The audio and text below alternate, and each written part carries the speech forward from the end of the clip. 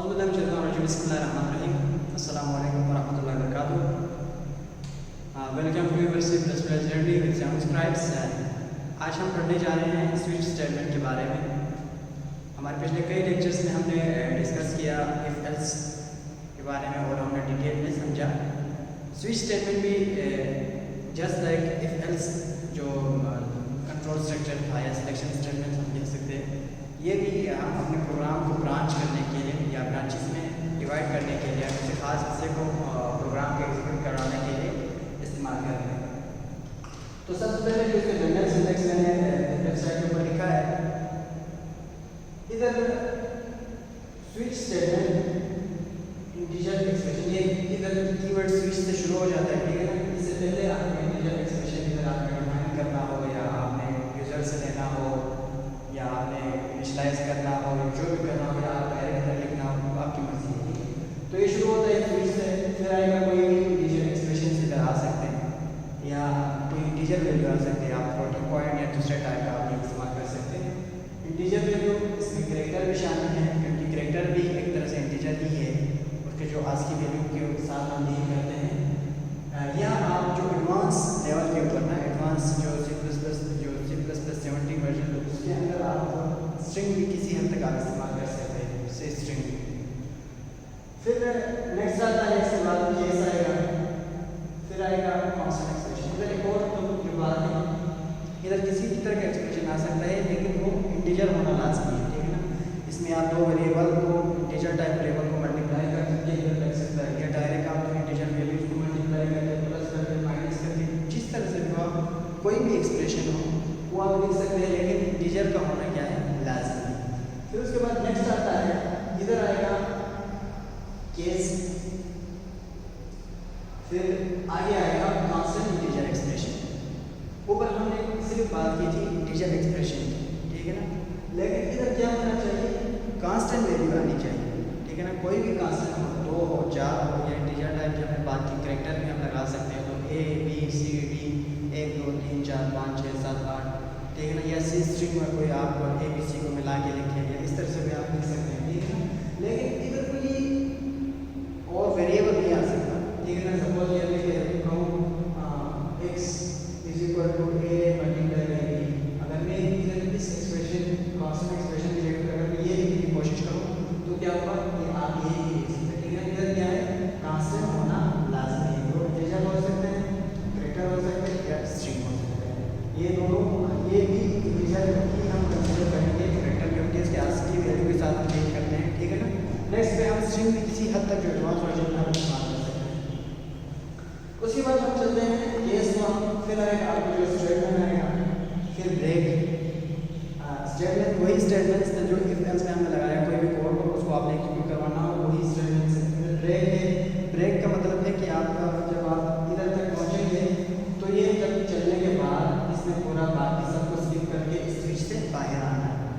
Next यही है, फिर इधर जो इधर से लगे इधर तक वही सेम केस है, ठीक है ना। फिर इधर डिफॉल्ट, मतलब ये है कि इधर हम इफ एल्स में हम कहते थे इफ, फिर हमारे पास कंडीशन आते थे, फिर बॉडी एल्स इफ, फिर कंडीशन आते थे, फिर बॉडी एल्स, फिर कंडीशन आते थे, फिर खत्म एल्स में जो भी आप लिखना हो, ठीक है। तो वही सेम केस इधर इम्प्लीमेंट हो रहा है, ठीक है ना। पहला केस आएगा, अगर उसके साथ नहीं हुआ दूसरा आएगा, फिर नहीं हुआ तो डिफॉल्ट, इस तरह से आप मल्टीपल केसेस आप लिख सकते हैं। इधर डिफॉल्ट आया, इसके बाद स्टेटमेंट आया, तो इसमें 4 चीज़ें, नई चीज़ें हमें देखने को मिल रहा है, स्विच है, केस है और डिफॉल्ट है, ब्रेक है। ये चारों चीज़ें क्या है, कीवर्ड्स हम कह सकते हैं। स्विच, केस, ब्रेक और डिफॉल्ट क्या है, कीवर्ड्स है। इसको आप एज वेरिएबल के जो नाम है आप इस्तेमाल नहीं कर सकते, किसी और नाम चाहिए, ठीक है ना। ये सिर्फ खास महसूस करके ही है। उसके बाद हम लाइन 1 के ऊपर आते हैं, उसको हमने जनरल समझ दे दी, हम लाइन बाई लाइन इस एग्जांपल को इम्प्लीमेंट करके देखते हैं, समझते हैं। लाइन 1 के ऊपर आते हैं, वही एग्जांपल भी इधर मैंने कर दिया, ठीक है ना। एग्जांपल में क्या हुआ, इंटीजर टाइप मैंने वेरिएबल डिफाइन कर दी, आप इधर भी कर पहले आपको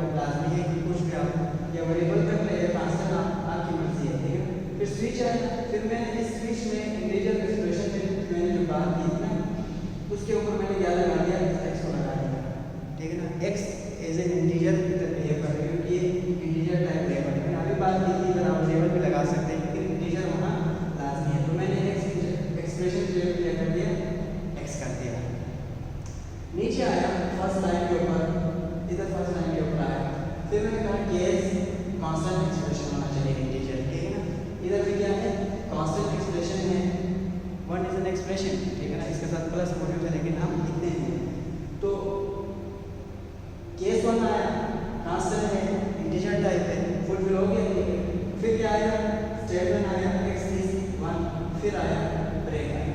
अब काम कैसे करेगा ये, काम इस तरह से करेगा, इधर से आपने जो एक्सप्रेशन मिला है इसको मिलाने स्विच को, ये इधर आएगा। अब इस जो वेरिएबल के अंदर जो वैल्यू है, ठीक है ना, यानी इस एक्सप्रेशन की जगह जो दी है उसमें कंपेयर होना है इस फर्स्ट केस के कांस्टेंट इंटीजर एक्सप्रेशन के साथ, यानी इस x में कंपेयर होना है केस 1 के इस कांस्टेंट इंटीजर वैल्यू आपने इधर लिखा है इसके साथ कंपेयर होना है। अगर ये दोनों बराबर होता है, यानी इधर जो आपने कांस्टेंट लिखा है और जो एक्सप्रेशन के अंदर आपने जो भी लिखा है ये दोनों बराबर हो जाता है, तो इसका जो नीचे जो स्टेटमेंट है वो चलना शुरू हो जाएगा, वो एग्जीक्यूट हो जाएगा, यानी x is 1। लेट्स से अगर इधर मैं 1 लिख दूं, इधर भी 1 है, 1 1 के साथ कंपेयर होगा, दोनों इक्वल होगा, तो क्या होगा, x is 1। अब क्या हुआ, मैंने जो मुझे जो चाहता था, अगर मैं इफ एल्स की उसमें ये इसको इंप्लीमेंट करके देखूं तो वही सेम काम करता है, ठीक है ना। If x is equal to 1, मैंने यही करना था ना इस तरीके से, if x is equal to 1, फिर बॉडी में आगे क्या करना था, एक मैसेज प्रिंट करना था कि x is 1, वही सेम काम होता है। नेक्स्ट चलेंगे, सपोज दैट्स है, फिर ये चलने के बाद इधर पहुंचा, फिर उसके बाद ब्रेक आएगा। ब्रेक क्या करेगा, जो जितने भी पार्ट्स आप चलाना थे, चलने के बाद ब्रेक इस पूरे को स्किप करके आपकी स्विच से बाहर आएगा, ठीक है ना। इफ एल्स केस में हमें कोई ब्रेक लगाने की ज़रूरत नहीं थी, इफ का चला तो बाकी एल्स इफ या एल्स जितने भी है वो क्या होता था, वो खुद स्किप हो जाता था। लेट्स से अगर ये दोनों इक्वल नहीं हुआ, यानी जो इंटीजर एक्सप्रेशन था और कांस्टेंट इंटीजर एक्सप्रेशन था, फर्स्ट केस में इन दोनों चेक करके ये दोनों कंपेयर करके इक्वल नहीं हुआ, तो क्या होगा, इस इंटीजर एक्सप्रेशन इस वाले केस को स्किप करके नेक्स्ट केस पे आ जाएगा। नेक्स्ट केस में क्या होगा, ये इसके साथ कंपेयर होना शुरू हो जाएगा, यानी x पहले के साथ कंपेयर नहीं हुआ, यानी x को मैंने 2 रखा था, 1 के साथ ये बराबर नहीं हुआ, तो क्या होगा, इस केस में आके इसके साथ कंपेयर हो जाएगा। फिर इधर आके क्या, x जो इधर कांस्टेंट इंटीजर एक्सप्रेशन इसके बराबर है, अगर है ये एग्जीक्यूट होना शुरू हो जाएगा, ठीक है ना। अगर मैं इसको थोड़ा सा चेंज कर दूं, केस 2 के जगह लेट्स से इधर रख दूं a, ठीक है ना। तो a भी हमने कहा था कैरेक्टर टाइप है, इसको हम इंटीजर कंसीडर करेंगे, ये भी एक कांस्टेंट है, ठीक है ना, सिर्फ a एक कांस्टेंट है, इधर आप a भी इस्तेमाल कर सकते हैं। तो हमारा कंडीशन हमने कहा था कांस्टेंट होना चाहिए, इंटीजर एक्सप्रेशन होना चाहिए, कांस्टेंट है, एक हम इंटीजर कंसीडर करेंगे कैरेक्टर, क्योंकि इसके s की वैल्यू तो 30 होती है, हमारे कंडीशन फुलफिल हुआ। इसको इसके साथ कंपेयर करेंगे, क्या x के अंदर जो वैल्यू पड़ी है वो a के बराबर है नहीं है, तो ये केस में क्या हो जाएगा, स्किप हो जाएगा, ठीक है ना। सॉरी ये से लिखा इधर डिफॉल्ट आना चाहिए था, फिर इधर आएगा डिफॉल्ट। इसी तरह से आप मल्टीपल केस आप लिख सकते हैं, ये केस नहीं हुआ, एक और केस लिखो उसके साथ कंपेयर करो, एक और लिखो उसके साथ कंपेयर करो, जिस तरह से हम एल से लगाते जाते हैं, ठीक है। फिर एंड पे अगर कुछ भी नहीं हुआ, किसी के साथ कंपेयर नहीं हुआ, तो क्या होगा, डिफॉल्ट में आएगा, वो बताएगा कि मेरे लिए सही नहीं है, ठीक है ना, ठीक है। फिर डिफॉल्ट के अंदर आएगा, वो बताएगा सही नहीं है। अब इफ एल्स और इसमें क्या डिफरेंस है, क्या डिफरेंस हमें देखने को मिल रहा है। तो हम इफ एल्स के केस में क्या करते थे, लॉजिकल ऑपरेटर्स का इस्तेमाल होते थे, हम उधर लॉजिकल एक्सप्रेशन के साथ कंपैरिजन करते थे, if else x is greater than equal to y and इस तरह से हम करते थे, लंबा जोड़ा एक्सप्रेशन करते थे। इधर हम करते हैं सिर्फ इंटीजर, कांस्टेंट इंटीजर के साथ हम डील करते हैं, उसके साथ कंपैरिजन होता है, ठीक है ना। तो कोई लॉजिकल एक्सप्रेशन आपको देखने को नहीं मिलता। लेट्स से अगर मैं इधर से डिफॉल्ट को हटा दूं इसमें से, तो क्या इफेक्ट पड़ेगा, ठीक है। इधर मैंने पूरा जो जितने चीज़ें लिखी है वो सारे इसकी एक्सप्लेनेशन में लिखा है, ठीक है ना। अगर मैं इसको डिफॉल्ट को हटा दूं इधर से, तो क्या मसला होगा, डिफॉल्ट को मैंने हटा लिया, अब अभी डिफॉल्ट है तो क्या होता था, सारे केसेस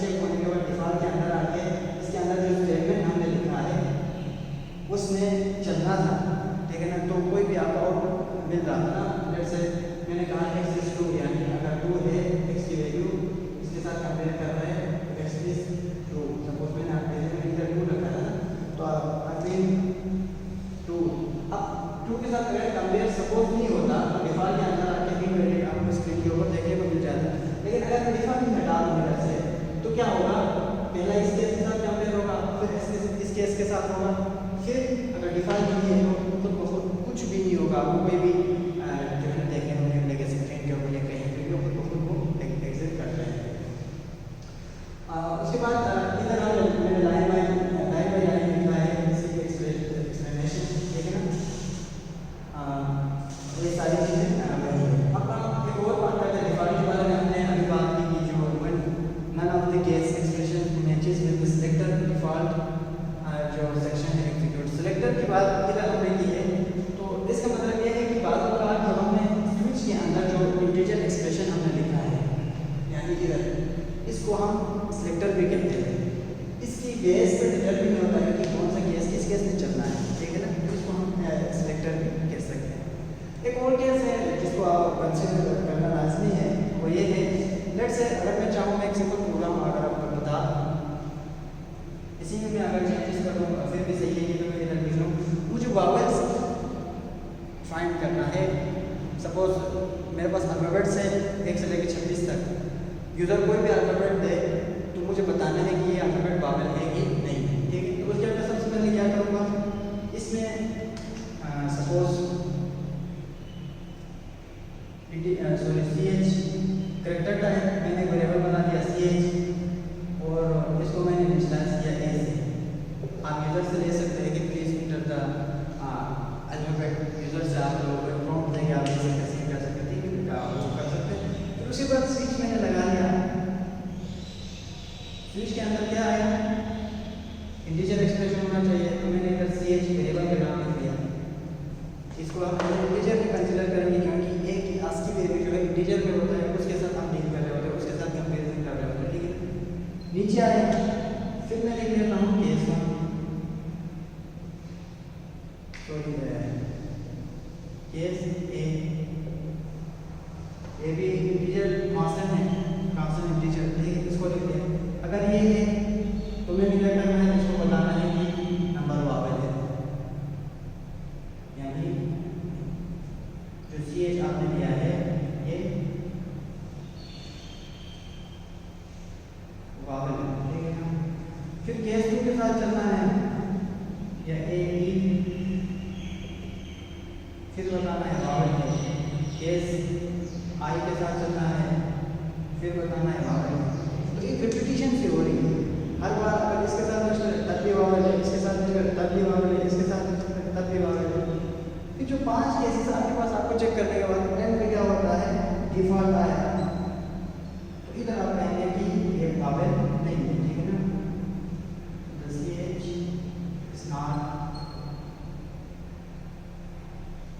आप कुछ भी आप लिख सकते हैं एक्सप्रेशन। तो मैं इसको थोड़ा और तरीके से करना चाह रहा था असल में, ठीक है ना। तो इस केस में क्या करूँगा, इधर मैं लिखूँगा केस A, फिर मैंने लगा कि E या इधर स्मॉल A भी वावल है, कैपिटल A भी वावल है। अगर यूज़र देता है कि स्मॉल है तो क्या आपने उसको नहीं बताना है कि ये वावल नहीं है, ये तो नहीं कह सकते ना। तो इसके अंदर मुझे अगर मैं इस तरह से ना लिखता तो मुझे हर केस के अलग अलग से, अभी जो हमने कहा A के अलग से बताना पड़ता, A कैपिटल A आया वावल है, स्मॉल A आया फिर भी वावल है, इसको मैंने बताना पड़ता, ठीक है। फिर मैंने लिख लिया केस E, केस I या capital A, small I, capital I आप लिख सकते हैं, ठीक है ना। ये सारे हम क्या है, ये स्टेटमेंट आएगा कि CH इज वावल, इस तरह से A E I O U भी आएगा, वो भी आएगा, केस वो भी आएगा, फिर केस U भी आएगा, ठीक है। ये 5 चीजें अगर रहता है तो CH क्या है, वावल है। अगर नहीं है तो डिफ़ॉल्ट में आगे क्या होगा,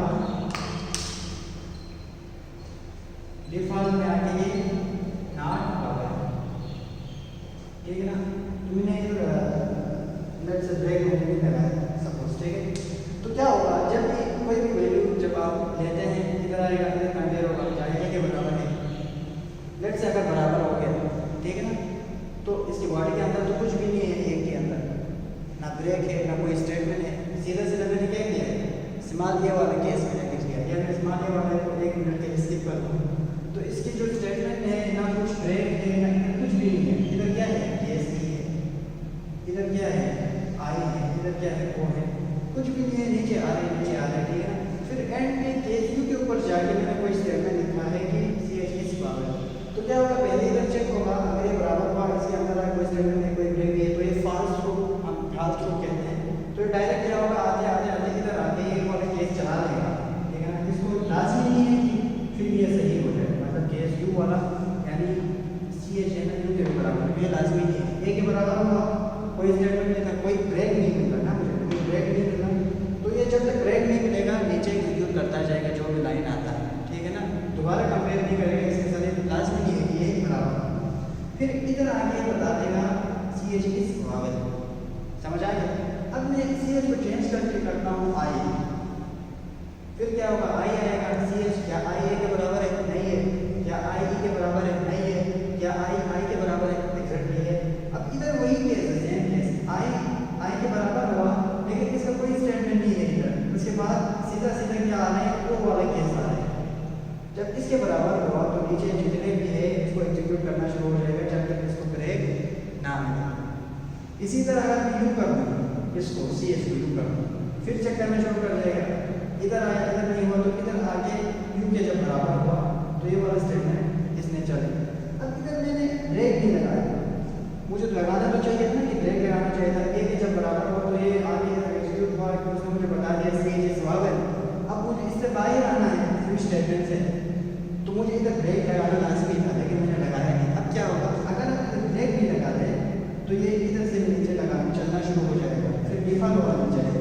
सेम केस आप इधर से चलते आएंगे ना, फिर डिफॉल्ट वाला केस चला था, सॉरी ये वाला केस चला था, वही केस इधर भी होगा। अगर आप इसके बाद ब्रेक नहीं लगाएंगे तो इसके नीचे जितने भी आपने केसेस लिखे हैं या डिफॉल्ट लिखे हैं उसमें भी चलना शुरू हो जाएगा। अगर मैं इधर ब्रेक लगाऊँ तो इधर से हो जाएगा, बाकी जो है वो ग्रुप से बाहर आ जाएगा। लेट्स अगर मैं इधर स्टेटमेंट ए के बाद में इधर ब्रेक लगाऊँ, कोई स्टेटमेंट मैंने नहीं लिखा, सिर्फ कंपेयर हो गया, अगर ये इससे बराबर होता है तो ब्रेक हो जाएगा, ठीक है ना। सपोज इधर मैंने ए लिखा, ए आया सी एच की जगह पे, सी एच में कंपेयर हुआ इस ए के साथ, क्या सी एच ए के बराबर है, एग्जैक्टली ये नीचे आ जाएगा, कोई स्टेटमेंट नहीं था, उसके बाद ब्रेक है, इधर से ये सारे जो है ना स्किप हो गए, इसमें बाहर आ गया। तो ये जो यूज ऑफ ब्रेक का जो इम्पोर्टेंस है इसकी उसको थोड़ा समझाना था, क्यों लाजमी है कि आप ब्रेक इस्तेमाल करना, ठीक है ना। इस तरह से ये चीज़ें स्विच स्टेटमेंट के बारे में हम सिस्टम के ऊपर एक प्रोग्राम करके देखते हैं, उससे मज़ीद हमारी अंडरस्टैंडिंग बढ़ेगी, ठीक है ना। अभी के लिए इतना है, हम चाहते हैं सिस्टम के ऊपर उधर हम चेक करें। अब हम देखेंगे सिस्टम के ऊपर स्विच स्टेटमेंट का जो कंसेप्ट है हमने बोर्ड के ऊपर समझा, उसको डिटेल में उसको हम इधर इम्प्लीमेंट करके देखते हैं। एक प्रोग्राम लिखते हैं, switch statement is a multiple, मैं एक और फिर बता दूं तो वो मल्टीपल सिलेक्शन की एक टाइप है। एक था हमारे पास एल्स इफ़ था, वो हमने कर लिया, उसके बाद हम आए थे स्विच स्टेटमेंट में, it is another way to deal with difference जो कंडीशंस आपके पास सामने आ जाते हैं, ठीक है ना। तो स्विच स्टेटमेंट सबसे पहले मैं प्रोग्राम ओपन करता हूँ, फाइल जो हमारा बना हुआ है ऑलरेडी, इसको मैंने कर दिया जी ओपन। उसके बाद मैंने इधर प्रोग्राम लिखा हुआ है कि इसमें जो प्रोग्राम का जो मकसद है इस प्रोग्राम का जो लिखने का, इस प्रोग्राम में करना क्या है, मतलब मैं ये बताना चाह रहा हूँ। तो इस प्रोग्राम में करना यह है जो हमने किया था ग्रेड असाइन का जो प्रोग्राम हमने किया था एल्स इफ स्टेटमेंट के अंदर, ठीक है ना। तो उसको हम इधर भी वही इम्प्लीमेंट करता है, उधर भी हमने किया था, ठीक है ना। तो स्विच स्टेटमेंट में डिफरेंट तरीके से वो डील होता है कंडीशन, और इफ़ एल्स में डिफरेंट तरीके से होता है। उधर आपको चेक लगाना पड़ता था इफ़ एल्स के साथ, इधर क्या होगा केस के साथ अब लगा लेंगे, ठीक है ना।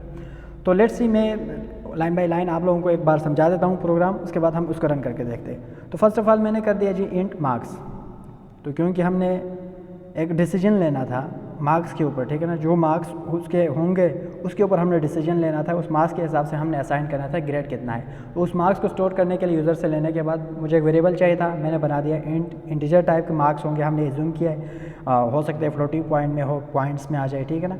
तो हम यूज़र से लेंगे इनपुट, उसके बाद उस मार्क्स को हमने स्टोर कर दिया जी, सीन कर दिया इस मार्क्स के अंदर जो भी वैल्यू देता है। उसके बाद हमने एडिशनल जो एक चेक लगाया है ना, तो हमारे जो एल्स इफ के केस में भी हमने इस चीज़ को वो किया था, कंसिडर किया था, अगर नेगेटिव वैल्यू हो तो वो इनवैलिड आपको मैसेज दे देता।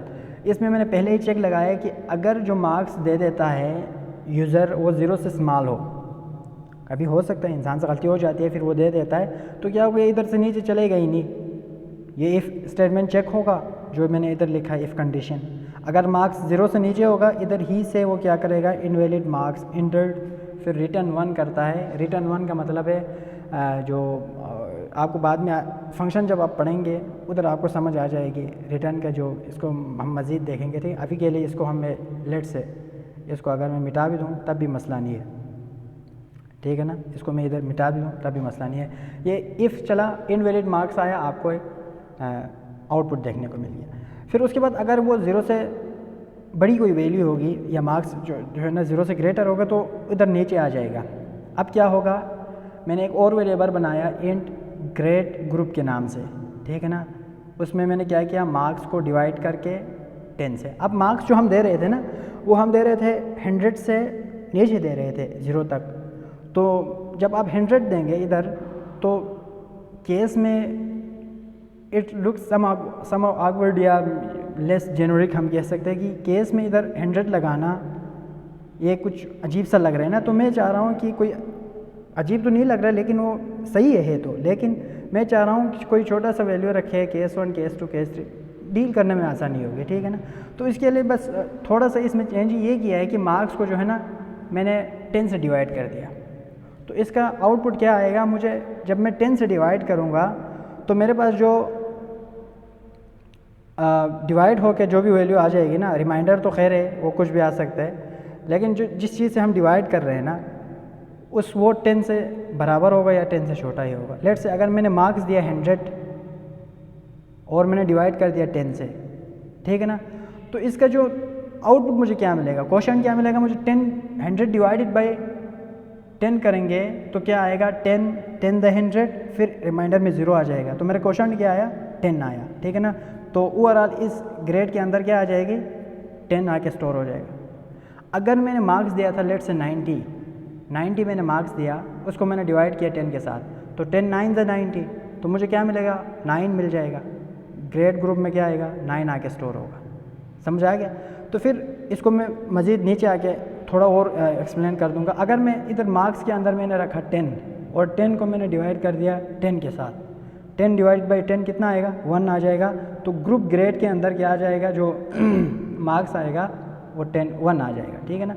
तो मैंने उसके बाद स्विच स्टेटमेंट के जो स्विच स्टेटमेंट कीवर्ड लिखा स्विच, उसके बाद मैंने उसका कंडीशन जो लिखा है वो ग्रेड ग्रुप। इधर हमने कहा था ये इंटीजर होना चाहिए, ठीक है ना। इधर आप मैंने लिख लिया ग्रेड ग्रुप। ग्रेड ग्रुप मतलब इधर से जो भी डिवाइड होकर इसमें स्टोर होगा वो इधर आके इस जो है ना स्विच स्टेटमेंट के इसके इधर आ जाएगा। फिर उसके बाद ये क्या करेगा, कंपेयर करेगा केस 10 यानी जो इधर फर्स्ट होगा फॉर 100 नंबर्स, मैंने पहले कहा था।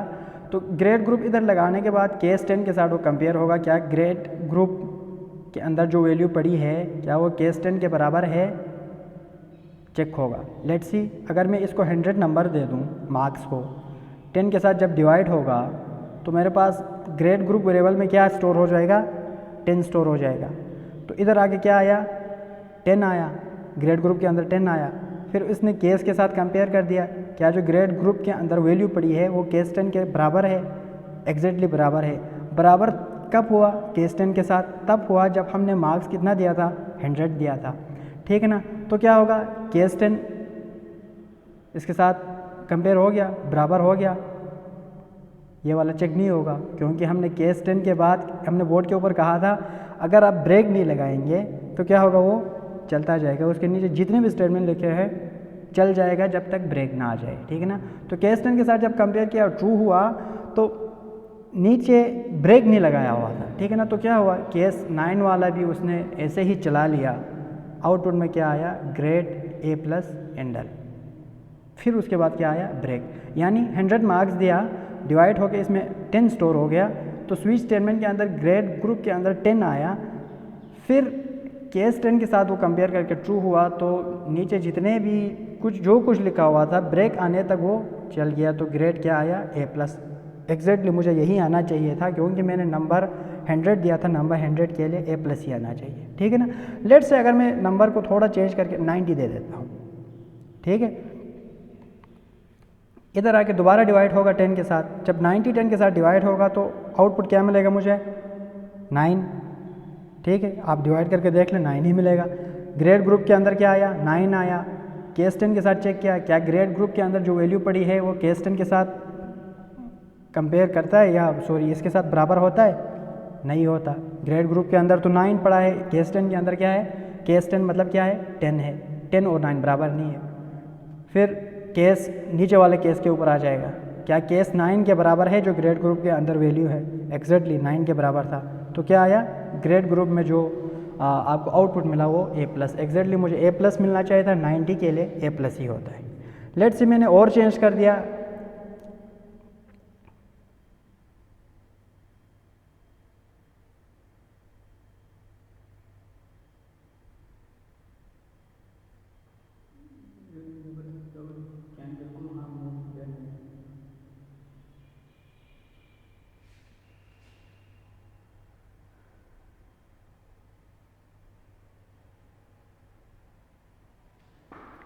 अब मैं इसको देता हूँ 80, 90 मैंने दिया, 100 मैंने दे दिया, अब मैंने 80 दिया इसको।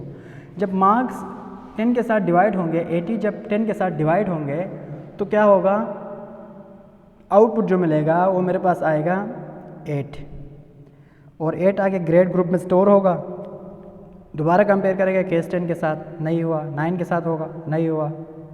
8 के ऊपर आया, 8 था, 80 से मैंने 10 से मैंने 80 को डिवाइड किया, 8 आया। केस 8 के साथ जो बराबर हो गया, तो ये वाला स्टेटमेंट चलेगा केस 8 के अंदर, जो बॉडी के अंदर जो लिखा है ग्रेड ए मिलना चाहिए। 80 को एग्जैक्टली सही हुआ। उसके बाद क्या हुआ, ब्रेक हुआ, ब्रेक होके लूप्स जो इफ स्टेटमेंट से बाकी जितने भी थे वो सारा स्किप होके बाहर आ गया। इसी तरह आप मार्क्स चेंज करते जाओ, आपको मिलता जाएगा। फिर एंड पे अगर आप 50 देंगे, ठीक है ना, तो आपको क्या आ जाएगा, 50 जब आप मार्क्स दिया 10 के साथ डिवाइड हुआ तो क्या आया, आउटपुट 5 आया। केस चेक करते 5 के ऊपर आया तो 5 के बराबर हो गया, तो आपको क्या होगा, ग्रेड डी आएगा। जो ही आप 50 से नीचे कोई मार्क्स देंगे तो क्या होगा, अब इधर हमारे पास और केसेस है नहीं, सिर्फ 5 तक था। सपोज़ मैंने 40 दे दिया, तो 40 को 10 से आप डिवाइड कर देंगे तो आंसर क्या आएगा, 4 आएगा।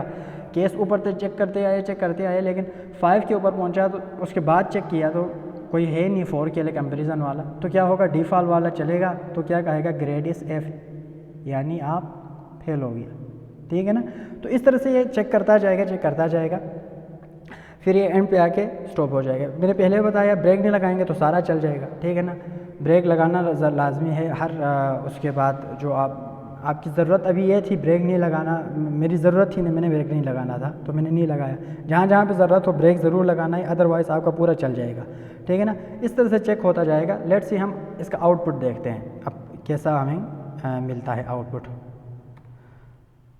तो मैंने कर दिया जी इसको, हमने रन कर, ठीक है। फिर ठीक है, मुझे प्रॉम्प्ट आ गया इंटर योर मार्क्स दे दे भाई। तो मैंने दे दिया जी, सपोज़ टोटल जो मेरे पास मार्क्स थे मेरा आया था लेट से 90। मैंने इसमें अलग अलग से नहीं लिया, जो है ना हर सब्जेक्ट्स के लिए हमने एल्स इफ में अलग अलग से लिया था ना, इंग्लिश के लिए अलग दिया था, फिर जो प्रोग्रामिंग के लिए हमने अलग लिया था, फिर उन दोनों को कंबाइन करके हमने टोटल में स्टोर कर दिया था। ठीक है ना, अब हम क्या करेंगे, उसी प्रोग्राम में स्विच स्टेटमेंट भी लिखेंगे। टोटल मेरे पास मार्क्स है ना, अब उधर से मैं उस मार्क्स को लेट से मैं भेजता हूँ स्विच स्टेटमेंट के लिए, या जो भी मार्क्स आता है उसके लिए मैं जो उसके मार्क्स आता है मैं उसको देख के इंटर करता हूँ स्विच स्टेटमेंट वाले में। इसको आप फिर फंक्शन में जाके ना मज़ीद इसको आप समझ सकते हैं कि उधर से आप कैसे देंगे स्विच स्टेटमेंट के लिए मार्क्स। तो ठीक है ना, वो फंक्शन वो आगे आएगा, हम उधर देख लेंगे। फिर उधर से मैंने देख लिया टोटल मेरे पास आया था, मैंने इंटर कर दिया, मेरे पास इतने टोटल है। ठीक है ना, तो उधर से भी वो मुझे बता सकते हैं कि आपका ग्रेड कितना आया है। वैसे तो हम एल्स इफ में मुझे बता रहा था, उन दोनों को टोटल करके मुझे पता लग रहा था। ठीक है ना, उस तरह से आप कर सकते हैं। तो आ गया जी मेरे पास 90, मैंने मार्क्स डाल दिया, इंटर कर दिया, तो उसने कहा ग्रेड इज़ A+, यानी ये क्या हुआ है, 90 जब मैंने दिया तो 10 के साथ डिवाइड हो गया, ग्रेड ग्रुप में 9 आया इधर स्विच के अंदर, फिर उसको केस 9 के साथ कंपेयर किया, ट्रू हुआ। केस 9 की जो बॉडी के अंदर जो भी थे चल गया। ठीक है ना, उसके बाद लेट से मैं देता हूँ 85, एक मिनट, मैं देता हूँ जी 85, ग्रेड A आया। क्यों? क्योंकि 85 जब मैंने मार्क्स में दे दिया, मार्क्स 85 था, 10 के साथ डिवाइड हो गया। 85 जब 10 के साथ डिवाइड होंगे तो आउटपुट क्या आना चाहिए? 8 ही आना चाहिए। 85 डिवाइडेड बाई 10, 10 8 80 हो जाता है, फिर वो रिमाइंडर में 5 आ जाता है। हमारा रिमाइंडर के साथ कोई काम नहीं है, ठीक है ना। हमारा सिर्फ किसके साथ काम है? ऊपर जो क्वेश्चन आता है ना उसके साथ हमारा काम है। तो वो इधर आ गया, 8 आ गया, फिर केस 8 के साथ कंपेयर किया, ये ट्रू हुआ तो ग्रेड ए आ गया। लेट से मैं दे देता हूँ 30 नंबर, मुझे फेल आना चाहिए एफ़ वाला, ठीक है ना, तो ग्रेड एफ़, ठीक है। 30 के साथ मैंने जब 10 के साथ डिवाइड कर दिया तो मेरे पास 3 आया ग्रेड ग्रुप में। ग्रेड ग्रुप में जब 3 आया तो इधर 5 के बाद तो कोई कंपैरिजन था नहीं, कोई केस था नहीं, तो क्या हुआ? डिफ़ॉल्ट वाला चल गया, ग्रेड एफ़ आ गया। लेट से मैं दे देता हूँ कोई नेगेटिव नंबर, मैंने दे दिया -1, तो क्या हुआ? इनवैलिड मार्क्स इंटर,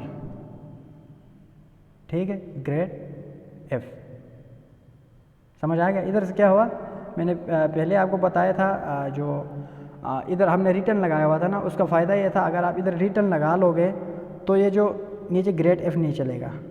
अभी क्या हुआ? मैंने नेगेटिव मार्क्स दिया, इधर इफ़ मार्क्स के साथ कंपेयर हुआ, जब जो मार्क्स थे ना वो 0 से छोटा था तो इनवैलिड मार्क्स इंटर, इफ़ वाला तो कंपेयर हो गया। अब क्या होगा? कर्सर इधर आया, दोबारा इधर आया, ठीक है ना।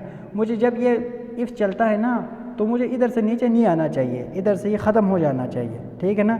तो वो कर्सर क्या आ रहा है? अभी इफ़ को चेक करने के बाद दोबारा इधर आ रहा है, दोबारा वो ग्रेड ग्रुप को इधर से चेक करते करते करते केस 8 के ऊपर फिर डिफ़ॉल्ट 5 के ऊपर आया, फिर कोई कंपैरिजन नहीं मिला, तो क्या हुआ? डिफ़ॉल्ट के अंदर आ गया, मुझे ग्रेड एफ़ वाला जो आउटपुट है वो मुझे इधर भी दे रहा है। जब मैंने नंबर ही नेगेटिव दे दिया तो इधर से नीचे नहीं आना चाहिए मुझे, ठीक है ना। नेगेटिव दे दिया, इधर से ही उसने बता दिया इनवैलिड मार्क्स, आप नीचे नहीं जा सकते, अभी जा रहे। तो उसके लिए मैंने क्या किया था? रिटर्न 1 किया था। जब आप रिटर्न करेंगे किसी भी मौके के ऊपर तो उधर से ही वो टर्मिनेट हो जाता है। इफ़ के केस में आपने लगा लिया ना तो रिटर्न कर देंगे तो उधर से रिटर्न का मतलब है बस ख़त्म, इधर से आगे नहीं चलना, ठीक है ना। अब इसको हम रन करके देखते हैं। इसको अगर मैं रन करूँ फिर मैं नेगेटिव नंबर दे दूँ तो अब मेरे पास क्या है? ग्रेड एफ़ नहीं आ रहा। क्यों? क्योंकि जब मैंने रिटर्न किया ना, इधर से रिटर्न किया तो इसका मतलब है इधर से नीचे नहीं जाना, इधर से ख़त्म करके जिधर से आपको कॉल आया था या जिधर से आपको बुलाया था, जिधर से आपको इनपुट दिया था उधर वापस चले जाओ, ख़त्म हो गया, ठीक है ना। अब ये केस फंक्शन में हम ज़्यादा से ज़्यादा इस्तेमाल करेंगे, फंक्शन के अंदर जो है ना हम इस्तेमाल करेंगे, फंक्शन को हम देख लेंगे आगे आके। तो ये था ऑल अबाउट स्विच स्टेटमेंट। जब भी आपने इफ़ एल्स के केस में किसी को, या एक तो हम लगाते थे ना ब्रेक लगाते थे, वो हमने स्विच के उसमें लगा लिया, ठीक है ना। ये रिटर्न 1 आपको इस तरह से, इसको आप याद रखें, जहन में रखें, जो है ना इसका कंसेप्ट ये क्यों होता है, किस तरह से होता है, वो आगे की बात है, हम आगे बात करेंगे। अभी के लिए इतना याद रखें, जब आपने इफ़ के अंदर इस तरह से कोई करना है, इस तरह की सिचुएशन हमारे सामने अभी आ गई तो रिटर्न की हमारे जो है ना ज़रूरत इधर हमें पड़ गई रिटर्न की, तो इस तरह से आप रिटर्न लिखिए, उसको इधर ही से ख़त्म कर सकते हैं। This was all about our lecture. Switch statement के बारे में जो है ना हमने डिटेल में देखा। तो इस पूरे लेक्चर के बारे में कोई चीज़ अगर समझ नहीं आया तो कमेंट करके ज़रूर बताना है। पूरे लेक्चर का जो नोट्स है हमारे वेबसाइट के ऊपर गिवन होगा, वेबसाइट से आप आसानी से एक्सेस कर सकते हो। उसका लिंक जो है डिस्क्रिप्शन में दिया हुआ है, आप उधर से वेबसाइट के ऊपर जाके उसको हासिल करें। उसके बाद हमारे चैनल को आपने ज़रूर सब्सक्राइब करना है ताकि आने वाली वीडियोस आप तक पहुँचते रहे। Thank you so much.